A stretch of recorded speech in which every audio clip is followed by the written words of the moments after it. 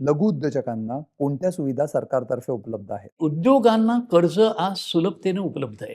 हं. पूर्वीसारखी नाही गोष्ट. आम्ही एक व्हेंचर कॅपिटल केलेलं आहे. सिडबी नावाची बँक आहे. केंद्र सरकारचीच आहे. Small industries development bank of India, SIDBI. 1,000 कोटीचं व्हेंचर कॅपिटल आज सिडबीकडे मौजूद आहे.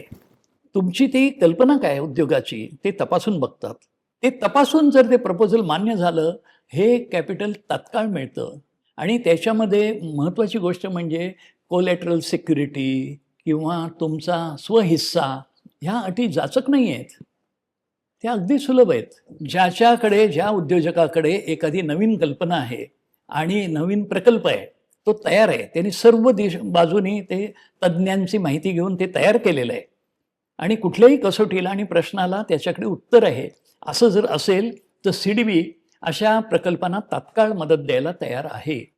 स्मॉल स्केल बिझनेस आणि लिस्टिंग प्लॅटफॉर्म याबद्दल तुम्ही काय सांगाल? थोडे मोठे आहेत किंवा उद्योगामध्ये ज्यांना अनुभव आहे किंवा समजा लघुउद्योग प्रस्थापित झाला आहे, काही वर्ष करतायत ते, परंतु आणखी झेप घ्यायची आहे. समजा त्यांना एक्सपोर्ट किंवा निर्यातीची संधी आली आहे, पण निर्यात करायची तर भांडवल पाहिजे. किंवा इथे देशामध्ये काही कंपन्यांच्या ऑर्डर्स मिळत आहेत, पण खेळतं भांडवल मिळत नाही. काय करायचं? किंवा नवीन टेक्नॉलॉजी घ्यायची आहे, त्यासाठी गुंतवणूक करायची आहे. असे परंतु यशस्वी उद्योजक असतील तर त्यांच्यासाठी एक नामी संधी आहे. ती आहे लिस्टिंगची. BSE आहे आपलं मुंबई स्टॉक एक्सचेंज आणि NSE आहे नॅशनल स्टॉक एक्सचेंज. ह्या दोन्हीकडच्या व्यवस्थापनाने ह्याला प्रतिसाद दिला आणि त्यांनी एक लघुउद्योगांसाठी प्लॅटफॉर्म तयार केले लिस्टिंगचे.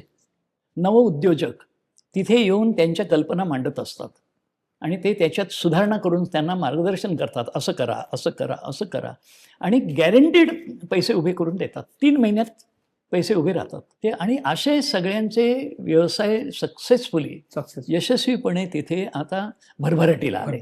350 लघुउद्योगांचं लिस्टिंग शेअर बाजारात झालं यशस्वीपणे. आपण मराठी माणसं उद्योगात मागे मागे म्हणतोय, पण ह्या 350 मध्ये सगळ्यात जास्त महाराष्ट्रातले आहेत. मैत्री संस्थेबद्दल माहिती द्या. महाराष्ट्र उद्योग विभागानं मैत्री नावाची एक संस्था तयार केलेली आहे. प्लॅटफॉर्म आहे हा आणि त्याचं कार्यालय आहे. त्याचे डेझिग्नेटेड अधिकारी आहेत. मैत्रीमध्ये काय आहे की हे वन विंडो आहे, सिंगल विंडो. उद्योजकाला जर नवा उद्योग करायचा असेल तर आपल्याला 18 वेगवेगळे परवाने लागतात. एन्व्हायरमेंट, फॉरेस्ट डिपार्टमेंट, वीज, कामगार विभाग, उद्योग विभाग, सगळ्यांचे परवाने कमीत कमी 18 डिपार्टमेंटची धावाधाव करायला लागते. आम्ही काय केलेलं आहे की ह्या मैत्रीच्या एकाच ठिकाणी सगळे 18 परवाने उपलब्ध होतात. तुम्ही तिथे या, तिथे अर्ज द्या, तुमचे अर्ज आणि कागदपत्र घेतले जातात आणि त्या एका ठिकाणी येऊन सगळे परवाने घेऊन जा.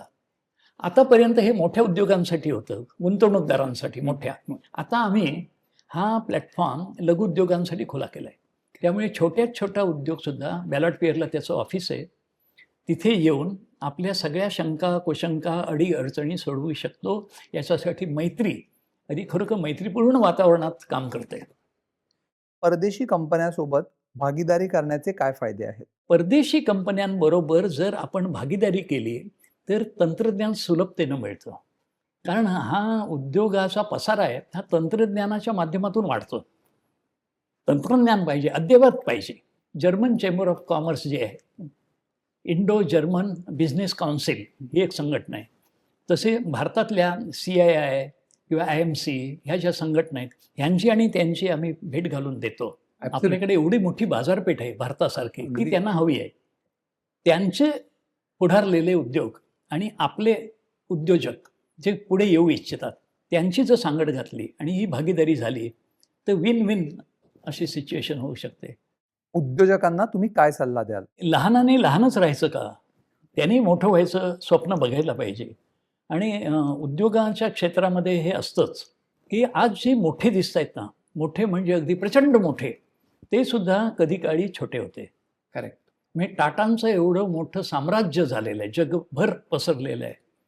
पण त्यांची सुरुवात कशी झाली? जमशेदजी टाटा हे एक छोटे व्यापारी म्हणून त्यांनी सुरुवात केली आणि नंतर ते पोलादाच्या उद्योगामध्ये आज ती अग्रगण्य कंपनी आहे. आपण आज किर्लोस्कर हा ब्रँड पाहतो, हा जगप्रसिद्ध ब्रँड आहे आणि नामांकित ब्रँड आहे.